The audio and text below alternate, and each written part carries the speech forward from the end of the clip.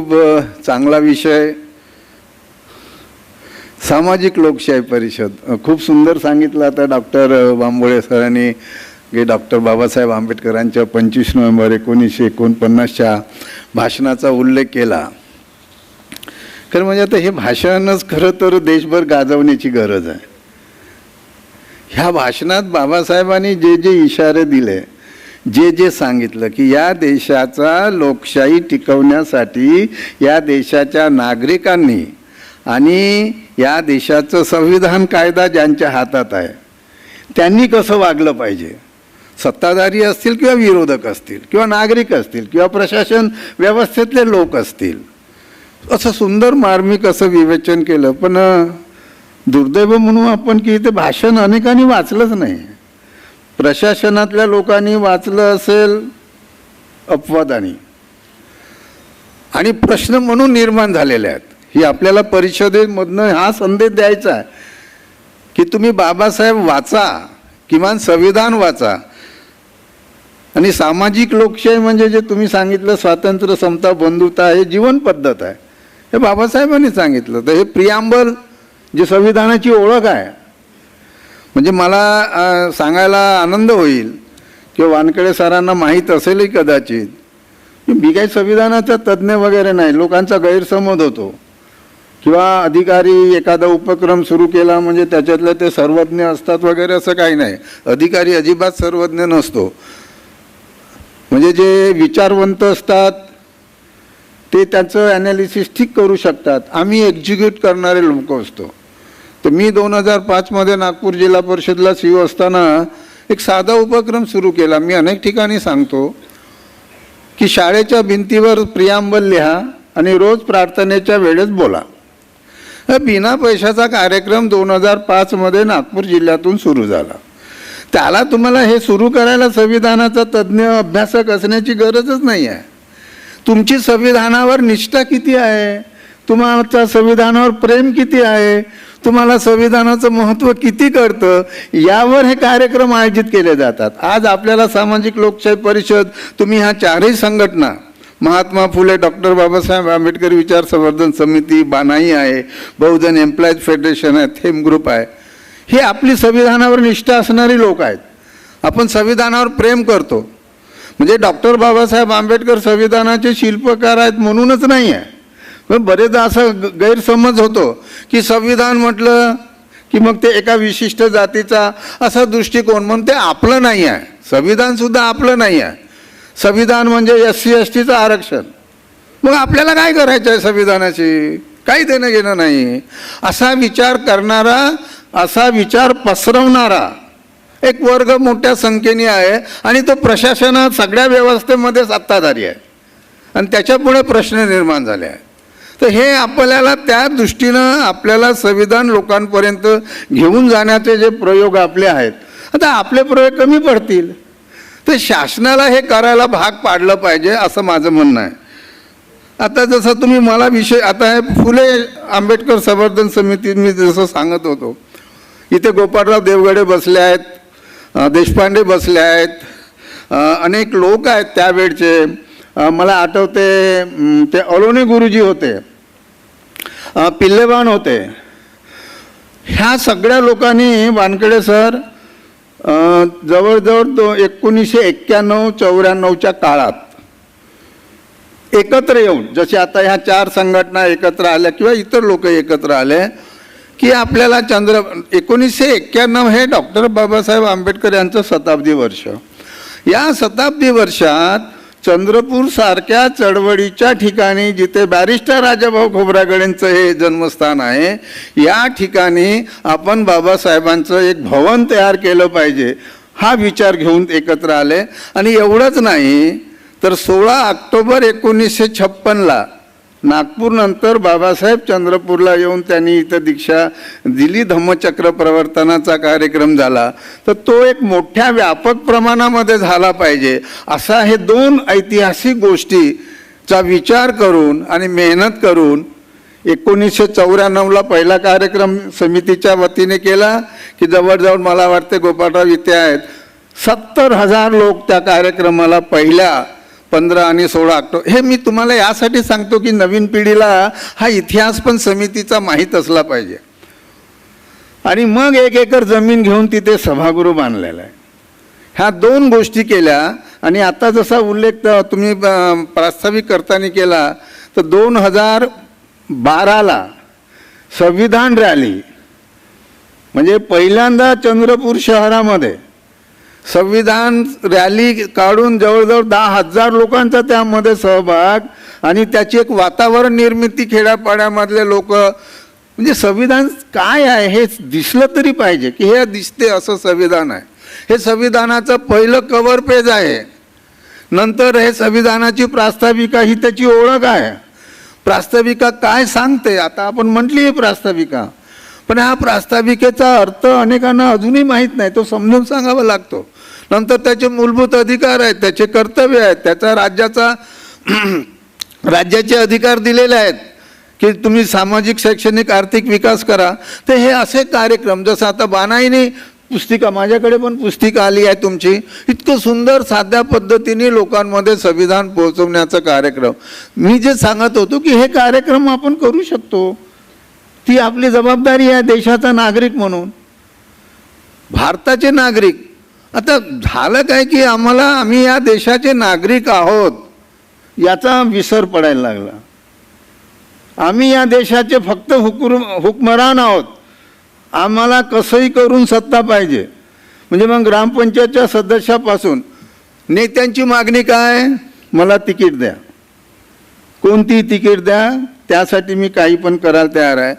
ठीक आहे, राजकीय सत्ता नको असं नाही. बाबासाहेब पण म्हणाले होते की राजकीय सत्ता ही परिवर्तनाची, उन्नतीची गुरुकिल्ली आहे.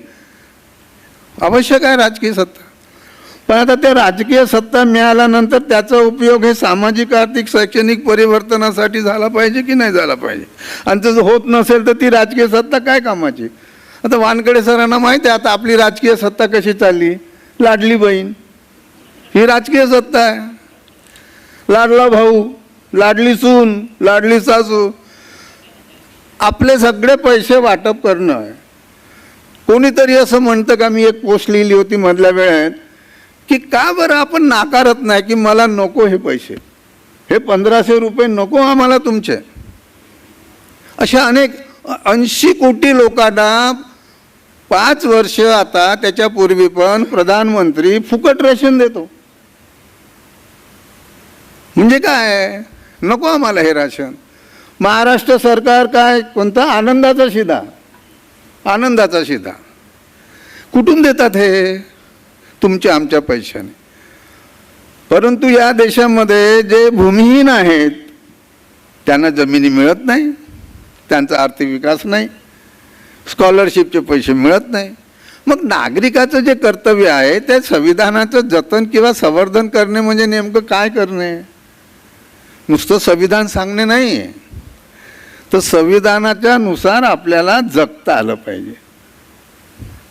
आता जे आपल्याकडे जे सरकार काम करते, आता ते सरकारच्या कामाची आपली एक पद्धत असते. आता मी पण 29 वर्ष प्रशासनामध्ये होतो. आधीचा काळ, आमच्या काळतळा जरा चांगला गेला, खूप म्हणजे आम्हाला मोकळीक होती. माझी तर गडचिरोली जिल्ह्यातून सुरुवात झाली होती, ऐरी यजूला नक्षल क्षेत्रापासून. तिथं आम्हाला मर्जीप्रमाणे काम करता येत होतं. आणि राजकीय लोकांचं नाही ऐकलं तरी काय फरक पडत नव्हता, कारण बदली करणार तो कुठून करणार, गडचिरोलीतून अजून कुठे करणार, गडचिरोलीच्या बाहेर तर नाही टाकतायत, ऐरीच्या बाहेर. तर त्यामुळे जे सांगितलं जात होतं की इकडे मुंबईच्या माणसाला जर सांगितलं की तू जास्त काहीतरी ऐकलं नाही की केलं नाही तर तुला गडचिरोलीला पाठव, गडचिरोलीच्या माणसाला असं नाही म्हणणार ना तुझी नाही केलं तर तुला मुंबईत पाठव. म्हणजे पण गडचिरोलीसारखा जिल्हा जो आदिवासींचा आहे, तर काम करण्याचा एवढा स्कोप आहे, तिथे काम केलं पाहिजे. आता परवाच मी एक व्हिडिओ बघितला, एटापल्लीला असलेला IAS ऑफिसर SDO त्यांनी गाई वाटण्यामध्ये भ्रष्टाचार केला.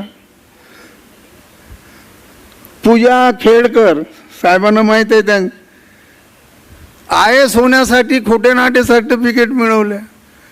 आता हे महाराष्ट्र, आता हे सगळं संविधानाच्या विरुद्ध काम चाललं आहे ना. संविधान वाचून UPSCची परीक्षा देणारे अधिकारी, मी या समाजाचं काम करेल, देशासाठी मी काम करेल अशी शपथ घेऊन येणारे लोक जर असे खोटे नाटे सर्टिफिकेट घेऊन जर IASच्या पदावर येत असतील, मोठ्या पदावर बसत असतील, तर त्यांच्याकडनं संविधानाचं जतन रक्षण तर होत नाही. पण हे महत्त्वाचे आहे शासन प्रशासनात. कार्यकारी यंत्रणा खूप महत्त्वाची आहे. आणि मला असं वाटतं की याच्यासाठी कुठंतरी हे 25 नोव्हेंबर 1949चं भाषण ह्या 2 लोकांसाठी सांगितलं पाहिजे. लोकप्रतिनिधींना समजून सांगितलं पाहिजे आणि प्रशासनात काम करणाऱ्या अधिकाऱ्यांना हे भाषण समजून सांगितलं पाहिजे. नुसतं तुम्ही पदावर असून महत्त्वाचं नाही. एकाने त्या शिक्षणाच्या, आता मी पण, माझ्याकडे 3 डिग्री आहेत. म्हणजे आता डिग्र्या म्हणजे मी BSc झालो, नंतर MSc झालो आणि लॉ झालो, 3 डिग्र्या. आता या डिग्र्या, होगी तुम्हारे पास जमाने भर की डिग्रिया, छलकते आंसू न पोच पाए तो अनफड हो तुम. माझ्याकडे सगळं असून जर माणसाच्या डोळ्यातले आंसू जर मी पुसून टाकण्याचं काम करत नसेल तर माझ्या त्या शिक्षणाचा उपयोग काय आहे? बाबासाहेबांच्या शिक्षणाचा उपयोग काय होता? हाच आहे. मग संविधानाचा उपयोग काय आहे? तर लोकांच्या जीवनातलं दुःख दूर करणं. म्हणजे आपण नेहमी म्हणतो संविधान का वाचायचं, अनेकांना वाटतं की कशाला वाचायचं. तर वाचलं पाहिजे ना. कभी फुर्सत मिले तो पढ़ना मुझे मैं तुम्हारे बेमिसाल उलझनों का मुकम्मल मैं भारत का संविधान. मग आता एवढं हे जर संविधान आहे की ज्या संविधानामुळे माणसाच्या जीवनातलं दुःख, व्यथा, वेदना, प्रश्न, साधे मोठे जे काय असतील ते जर दूर होऊ शकतं, तर त्या संविधानाला आपण आपलं मानलं पाहिजे ना, देशाचा नागरिक म्हणून. पण इथे एक अशी व्यवस्था निर्माण झाली की देशाच्या संविधान सभेने तयार केल्यानंतर, ज्याचा आता आपण उल्लेख करतो, 75 वर्ष झालंय सुरू आहे. मी 1.5 वर्षापासून PMOकडे पत्र व्यवहार करत असतो की जसा तुम्ही आझादीचा अमृत महोत्सव आणि घर घर तिरंगा केला, तसा तुम्ही संविधानाचा अमृत महोत्सव आणि घर घर संविधान करा. नाही करत ना, नाही केलं अजून. म्हणजे त्याच्यातनं सत्ताधाऱ्यांना फायदा काय होत असेल. आता याही वर्षी आपण घर घर तिरंगा केला, म्हणजे त्याला आमचा काही विरोध नाही घर घर तिरंगा करायला. पण मग तुम्ही संविधानाचं सरकार आहे, संविधानाचं शपथ घेऊन आलेले लोक आहेत, तर मग आपल्याला त्या संविधानाचं मूल्य समजून घेण्याची गरज आहे, संविधानाची नीतिमत्ता समजून घेण्याची गरज आहे. आणि ही नागरिक प्रियांबल जेव्हा आपण वाचतो की आम्ही भारताचे लोक म्हणून, नागरिक या देशाचा म्हणून माझी सर्वात मोठी जबाबदारी आहे. दुसऱ्यांनी काय करावं त्यापेक्षा मी काय करायचं हे जास्त महत्त्वाचं. आता आपल्याकडे कसं असते, तू हे केलं पाहिजे, पण मी करतो का? व्यवस्था बदलण्याबद्दल जे आपण बोलत असतो, डॉक्टर बाबासाहेब आंबेडकर नेहमी म्हणतात की व्यवस्था घाबरली पाहिजे आपल्याला. आणि ती व्यवस्था कधी घाबरेल? बाबासाहेबांचं वाक्य काय आहे की व्यवस्था मला घाबरते. हे एवढ्यासाठी घाबरत नाही की मी विद्वान आहे, व्यवस्था मला एवढ्यासाठी घाबरत नाही की मी एक नेता आहे, तर व्यवस्था मला घाबरते कारण माझ्याकडे निष्कलंक चारित्र्य आहे. तर निष्कलंक चारित्र्य असणारे लोक व्यवस्थेमध्ये जर असतील तर हे जे आता वाटप सुरू आहे अनप्रॉडक्टिव्ह, आमच्या दृष्टीनं ते अनप्रॉडक्टिव्ह आहे. त्याच्यातनं काही कोणाचं भलं होणार नाही आहे. पैसे येतील, खाऊन मोकळे होऊन जाऊ आपण आणि जैसे थे. आणि त्यामुळे इस दौर सियासत का इतना सा फसाना है, बस्ती भी जलानी है और मातम भी बनाना है. तर हे सरकार म्हणजे आहे काय सरकार? साहेब, मी आताच नाही बोलत, मी प्रशासनात असताना सुद्धा असंच बोलत होतो. त्याच्यामुळे माझ्या 29 वर्षात 21 बदल्या झाल्या. फक्त इरीला असताना नाही झाली कारण तिथे कोणी येतच नव्हतं. आणि चंद्रपूरला मी 3 वर्ष राहिलो, तर हे सगळे लोक मिळून आम्ही जे आता हे एक आज जे चित्र बघतो आपण, हे तयार झालं. प्रशासनात काम करणाऱ्या लोकांनी काय घाबरायचं असते? आता मी अनेकांना बोलत असतो, तर का तुम्ही बोलत नाही, एवढं घडतं तर? नाही नाही, का बोलायचं? त्यांना काय वाटेल, कोणाला काय वाटेल? त्यांना काहीच वाटत नाही. जे राजकीय व्यवस्थेमध्ये काही संवेदन सोडलं तर सगळे, मला आता ते वाईट शब्द नाही वापरता येणार, नालायक लोक आहेत. त्यांना काय वाटायचं आहे? तुमचा जेवढा वापर करायचा तेवढाच त्यांना वापर करायचा आहे. पण आता प्रशासनात असं झालं की मेड फॉर इच अदर. तुम्ही माझा वापर करता, मी तुझा वापर करतो. हे यामुळे हे ज्याला म्हणतो संगनमत, म्हणजे प्रशासन व्यवस्था, हे बिघडण्याची जी अनेक कारणं आहेत, त्याच्यातला सनदी अधिकारी स्वतः हे कारण आहे. तो त्याच्या शब्दाला प्रामाणिक नाही, एक नागरिक म्हणून पण प्रामाणिक नाही. मी या देशाचा रक्षक आहे, मी या संविधानाचा रक्षक आहे, मी या कायद्याचा अंमलबजावणी करणारा माणूस आहे, मी कठोर परिश्रम घेऊन परीक्षा पास करून मी इथे आलेलो आहे, तर मी लोकांची सेवा करण्यासाठी आलेलो आहे असं म्हणत नाही तो. त्याचे काही उसूल वगैरे काही नसतात, तो उभा होत नाही. म्हणजे असं एक तर ते कवी म्हणतात ना वसीम, उसूलों पे जहाँ आँच आए तो टकराना जरूरी है, जिंदा अगर हो तो जिंदा नजर आना जरूरी है. मेलेली माणसं सारखं आहे ते. कांशीराम पण चांगलं बोलायचे बरं, की जो माणूस मेला असेल त्याला काय उपयोग आहे. संविधानाने आमच्यामध्ये काय म्हणून त्याला जान टाकलेली आहे, एवढे अधिकार दिलेले आहेत. हिरावण्यासारखं काय आहे? मी या चंद्रपुरातल्या खेड्यातून काही नसताना मी आलेलो या ठिकाणी, आम्ही गुणवत्तेवर आलो. आता उपवर्गीकरणाचा विषय चाललेला आहे. कोणी म्हणते त्याला क्रिमिलेअर लावा, कोणी म्हणते एकाच पिढीला द्या, कोणी म्हणते त्याचं वाटप करा. अव्यवहारिक. आता वानखेडे सर बोलले आणि बोलतील त्याच्यावर. फक्त काही आपल्याला आरक्षणामुळे आम्ही मोठे झालेलो नाहू किंवा या पदापर्यंत आलेलो नाहीत, तर आम्ही आलो ते 14 ऑक्टोबर 1956 धम्मक्रांतीचा विचार स्वीकारला, त्यामुळे आम्ही आलो. म्हणजे मी शिकलो तेव्हा कुठं होतं आरक्षण होतं, माहीत पण नव्हतं आम्हाला आरक्षण काय होतं. आरक्षण आम्हाला समजलं केव्हा, नोकरीसाठी विषय आला तेव्हा. मला मॅट्रिकला 80% मार्क होते, पण माझं कौतुक कोणीच नाही केलं तेव्हा. मी 82ला डेप्टी कलेक्टर झालो तेव्हा माझं कौतुक कोणीच नाही केलं. आता नाही तहसीलदार तर आपण मिरवणूक काढतो. IASच्या यादीमध्ये नाव आलं, निवड यादीमध्ये, तर किती त्यांचे सत्कार, जसा काही महान. मला काय वाटतं आता एक मोहीम साहेब आपण सुरू करा. हे IAS IPSचं जे ग्लोरिफिकेशन देशात चाललं आहे ना, हे ग्लोरिफिकेशन थांबवलं पाहिजे. आपल्याला वाटतं की IAS IPSनी हा देश घडवला नाही. बरं, हा देश बिघडवण्यामध्ये त्यांचं मोठं योगदान आहे, मोठं योगदान आहे. ते जर प्रामाणिक राहिले असते, त्यांनी संविधानिक नीतिमत्ता स्वीकारली असती, तर भ्रष्टाचाराला आळा पडला असता. हे बिघडलेले आहेत. यांची मानसिकता काय आहे?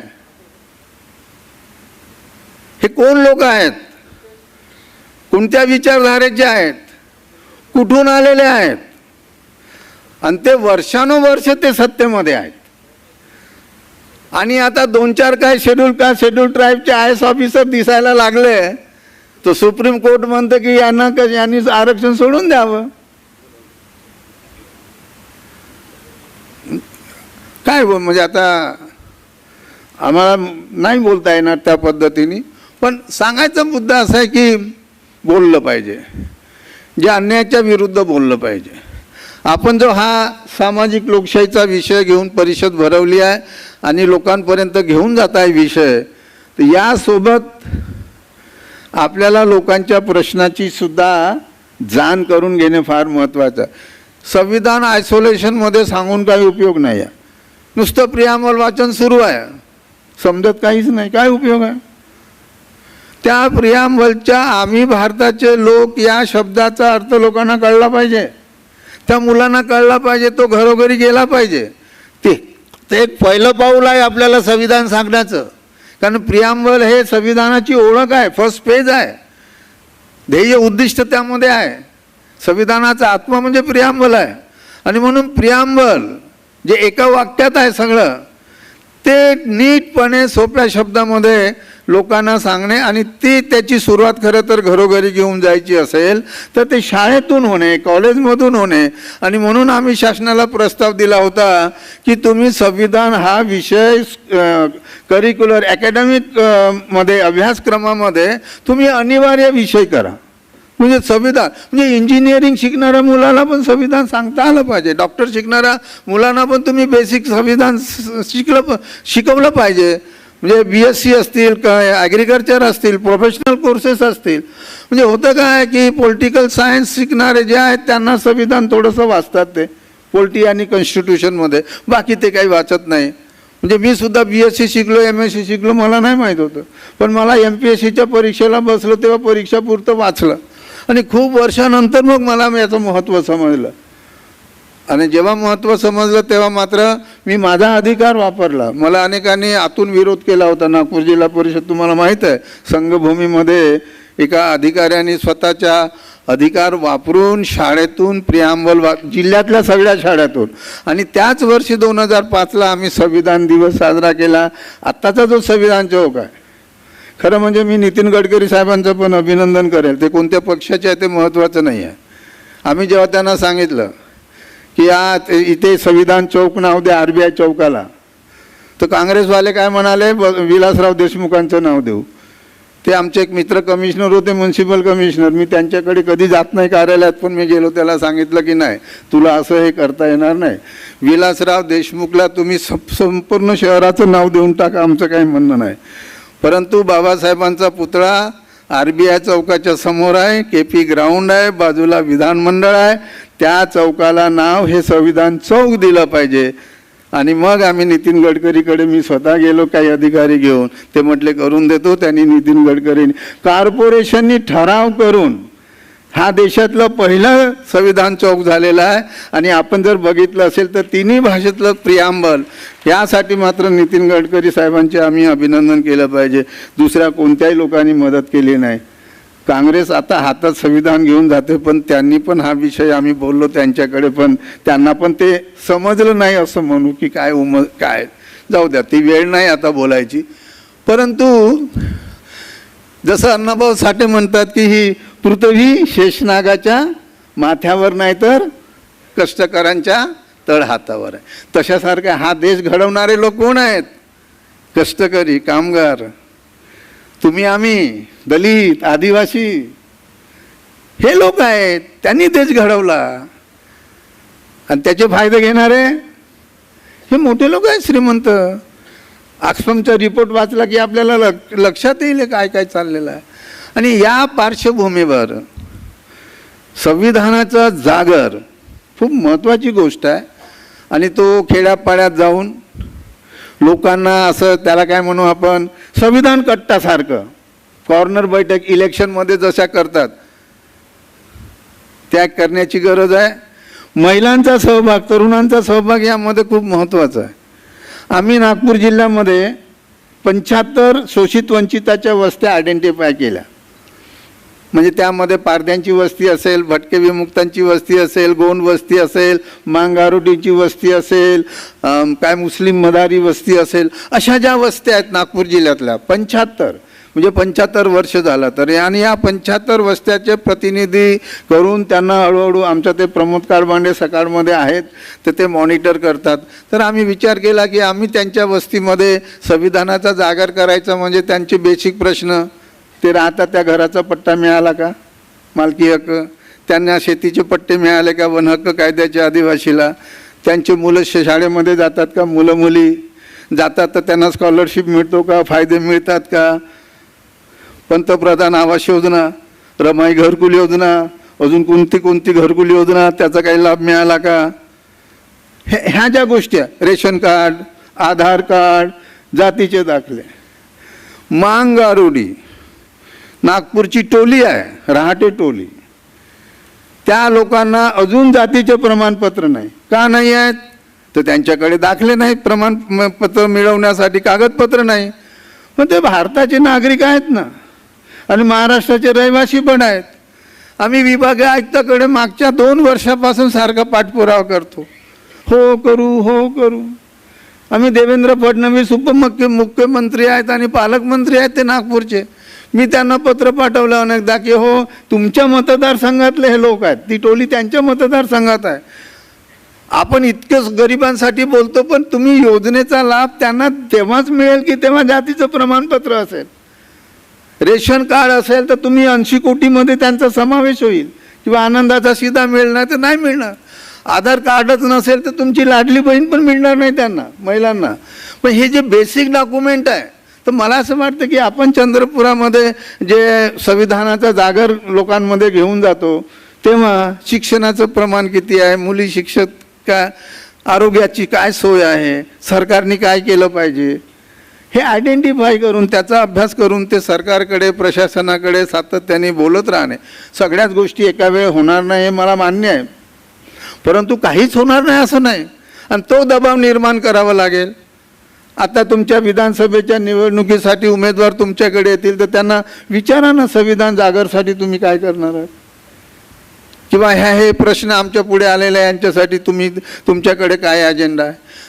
हे जोपर्यंत आपण सातत्याने बोलणार नाही, म्हणजे आम्ही जर बोलणारच नाही, आता बोललं तर त्यांना वाईट वाटेल असा जर विचार केला तर काही घडणार नाही.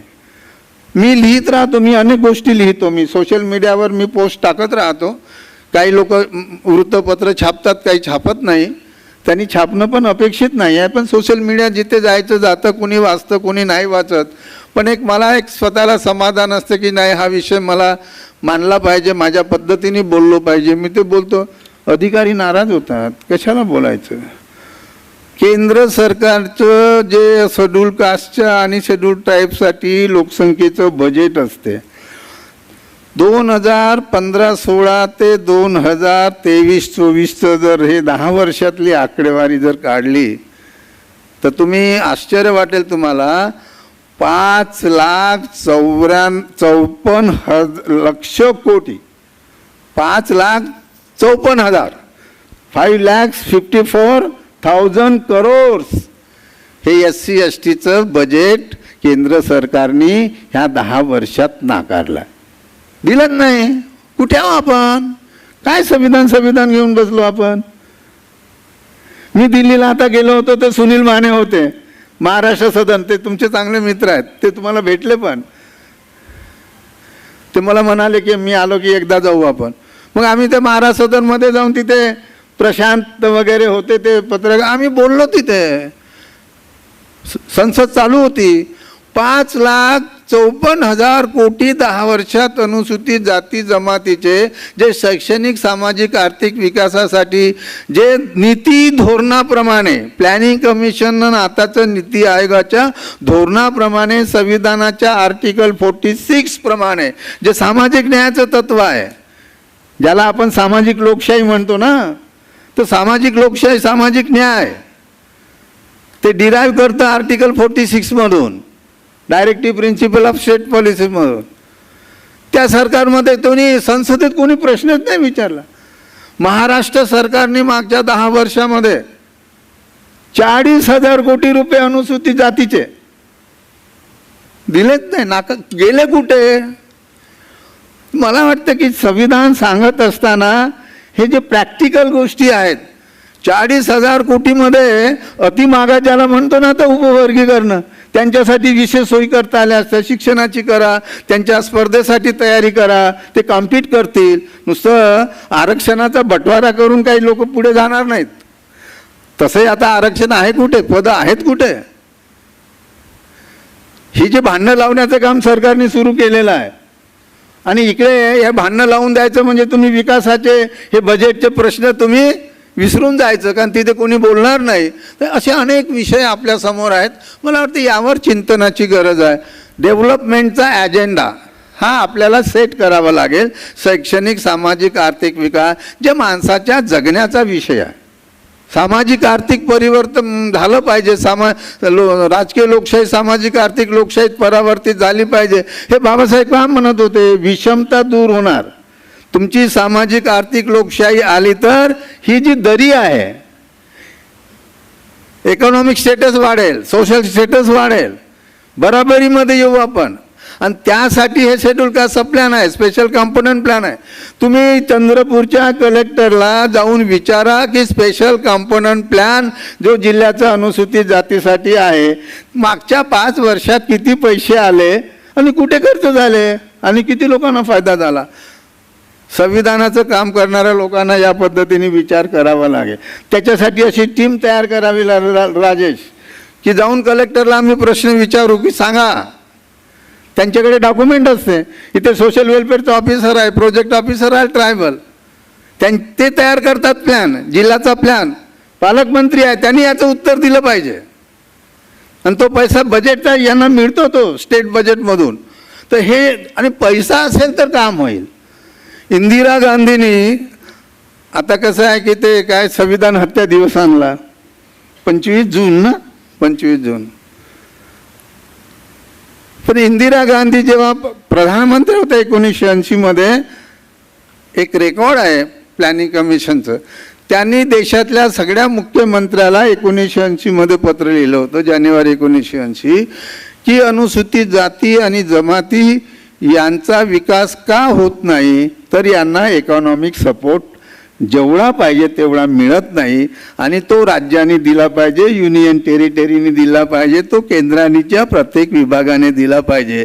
आणि हे लिहिल्यानंतर बंधनकारक केल्यानंतर प्लॅनिंग कमिशननी 1980 ते 85 ही जी 6वी पंचवार्षिक योजना आहे त्यामध्ये हे धोरण आणलं. आणि त्या धोरणानुसार लोकसंख्येप्रमाणे शेड्यूल कास्टच्या आणि शेड्यूल ट्राईबच्या बजेटमध्ये विकासासाठी बजेटमध्ये तरतूद झाली पाहिजे. हे तेव्हापासूनचं धोरण चालू आहे. आणि हे धोरण असतानासुद्धा काँग्रेसच्या सरकारने पण प्रामाणिकपणे राबवलं नाही आणि या सरकारने तर त्याची वाट लावली. बोलणारे कोणीच नाही.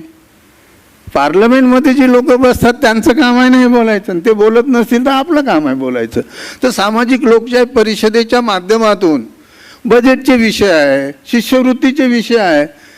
आता अनेकांना माहीत आहे शिष्यवृत्ती इकॉनॉमिकली विकर सेक्शन 10% मध्ये जे आहेत, ओपनमधल्या 10% जे काही रिझर्वेशन दिलेलं आहे इकॉनॉमिकली विकर सेक्शन, त्यांना भारत सरकारची शिष्यवृत्ती मिळण्यासाठी उत्पन्न मर्यादा 8 लाख आहे. आणि अनुसूचित जाती आणि अनुसूचित जमातीसाठी उत्पन्न मर्यादा किती आहे? 2.5 लाख आहे. म्हणजे 2.5 लाखाच्या आत असतील तर ते पात्र होतील भारत सरकारची शिष्यवृत्तीसाठी. आणि इकॉनॉमिकली विकर सेक्शनवाले 8 लाख असतील. ही विषमता नाही का? याच्या विरुद्ध कोण बोलेल? याचा अभ्यास करावा लागेल. आणि म्हणून आपल्याकडे रिटायर्ड झालेले त्या विभागाचे अधिकारी असतील, त्यांची अशी एक टीम करावं लागेल. प्लॅनिंगमध्ये काम करणारा माणूस असेल, रेव्हन्यूमध्ये काम करणारा माणूस असेल, जिल्हा परिषदमध्ये काम करणारा. हे रिटायर्ड लोकांनी घरी बसण्यापेक्षा जरा या विषयाचा अभ्यास करावा आणि आपल्या जिल्ह्यातले प्रश्न आपल्या जिल्ह्यातल्या प्रशासकीय यंत्रणे उठसूट प्रत्येक प्रश्न आपण मुख्यमंत्र्याकडे पाठवायला लागलो तर काय उपयोग आहे?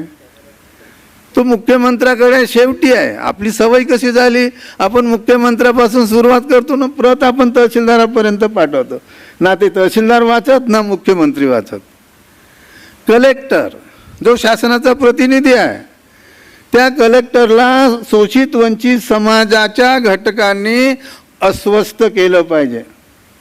त्यांना अस्वस्थ केल्याशिवाय ते तुमच्या प्रश्नाची दखल घेणार नाही. एक तर ते स्वतःहून त्या वृत्तीचे पाहिजे की नाही मला या समाजासाठी काम करायचं आहे, मी प्रशासनामध्ये आलो. पण हे नागरिक म्हणून हे संविधानाचं जतन करण्यासाठी हे आवश्यक आहे मला असं वाटतं माझ्या दृष्टीनं. मी प्रशासनात अशा अनेक गोष्टी आहे. मी आणखी एक पाऊल नावाचं पुस्तक लिहिलं, त्यामध्ये ह्या सगळ्या गोष्टी आहेत. मी आता म्हणजे सांगितल्या असतं पण आता वेळ भरपूर झाला. सांगायचा मुद्दा असा की ही चर्चा सातत्याने होत राहिली पाहिजे. जिवंतपणाचं रक्षक आहे. बुद्धिजीवी हे दिशा देणारे लोक आहेत, त्यामुळे आपण भटकू नये. संविधान महत्त्वाचं आहेच, पण संविधानाचे फायदे ज्यांच्यापर्यंत पोहोचले नाही त्यांच्यापर्यंत पोहोचवून देणे आणि त्यांना सक्षम करणे. संविधानाने आपल्याला पॉवर दिलेला आहे, पण सामान्य लोकांना एम्पावर करावं लागेल. आपल्या पॉवरचा वापर एम्पॉवर करण्यासाठी, मग महिला एम्पॉवरमेंट असेल किंवा सर्वसामान्यांचं एम्पॉवरमेंट असेल, त्यासाठी ते हे काम करण्याचं आणि हे सातत्याने हे काम करावं लागेल. परिषद एक विचार देण्यासाठी आहे असं मी मानतो. आम्ही पण संविधानाचे अनेक कार्यक्रम चालवत असतो, ऑनलाईन ऑफलाईन, परंतु हे तेवढ्याच नाही तर त्या वस्तीमध्ये गेल्यानंतर आपल्याला खरे प्रश्न समजतात आणि त्या लोकांना अजूनही संविधान त्यांनी पाहिलेलं नाही. आम्ही संविधानाचं साहित्य संमेलन 2 दिवसाचं 2019ला नागपूरला घेतलं होतं. तर त्याच्यामध्ये आम्ही एक सत्र ठेवलं होतं, संविधान आमच्या वस्तीत आलंच नाही. आता संविधान आमच्या वस्तीत आलं नाही म्हणजे काय? संविधानाने मी नागरिक भारताचा म्हणून माझ्यासाठी जे जे द्यायचं ठरवलं आहे ते माझ्यापर्यंत कोणी घेऊन नाही आलं. माझ्या वस्तीत पाणी मिळत नाही, माझ्या वस्तीमध्ये विद्युत नाही, माझ्या वस्तीमध्ये नाल्या चांगल्या नाही, असले तर स्वच्छता नाही, माझ्या वस्तीमध्ये शाळा नाही, अंगणवाडी नाही, आरोग्याची सोय नाही, काहीच नाही आहे. मी कसं घर नाही पक्क. मग या देशाचा नागरिक आर्टिकल 21 सांगतं की सन्मानपूर्वक जगण्याचा अधिकार माणसाला दिलेला आहे. हे चांगलं आहे, ऐकायला वाचायला चांगलं आहे, बोलायला चांगलं आहे. तसं सुप्रीम कोर्टाने वर्गीकरणमध्ये म्हटलेलं आहे. हो, शेड्यूल कास्टमधल्या अतिमागासला संधी मिळाली पाहिजे. नाकारते कोण? संधी मिळाली पाहिजे ना. पण त्याच्यासाठी आरक्षणाचा बंटवारा करून संधी मिळत नाही ना. त्याचे वेगळे मार्ग शोधा ना तुम्ही. ते इतक्या वर्षामध्ये आरक्षण 100% भरलं नाही, त्याच्यासाठी एखाद्या प्रधानमंत्र्याला तुम्ही खुर्चीतून खाली उतरवा ना. सर्वोच्च न्यायालय हा अधिकार वापरला पाहिजे. का नाही बॅकलॉग भरला तुम्ही इतके वर्ष? का आउटसोर्सिंग सुरू केलं? का कंत्राटी भरती सुरू केलं? त्यामध्ये आरक्षण नाही आहे. मग कसल्या आरक्षणाच्या गप्पा करतो आपण? हे असे अनेक प्रश्न आहे, ते लोकांना जागृत करावं लागेल. हे जोपर्यंत लोकांची मुवमेंट होणार नाही, पीपल्स मुवमेंट, पीपल्स पॉवर, लोक हे सार्वभौम आहेत संविधानामध्ये. संविधानाने वी द पीपल आपण नेहमी सांगतो, सार्वभौम आहेत. लोकप्रतिनिधी निवडतात, त्यांना सत्ता देतात, तसे त्यांना खाली पण उतरवतात. तर त्यामुळे ह्या लोकांना जागरूक करणं, यांच्यात जाणं म्हणजे फक्त आपण शेड्यूल कास्टच्याच वस्तीत जाणं असं नाही आहे, किंवा शेड्यूल ट्राईबच्याच वस्तीत जाणं. मी तर असं म्हणेन ब्राह्मणाच्या वस्तीत जाऊनही त्यांना संविधान सांगावं लागेल, मराठ्यांना पण संविधान सांगावं लागेल. हे अनेकांपर्यंत घेऊन जाणे ही एक प्रोसेस आहे, एम्पॉवरमेंटची प्रोसेस आहे. आणि त्या दृष्टीने आपण एक सामाजिक लोकशाही परिषद आयोजित केली. मी आयोजकांचं परत मनापासून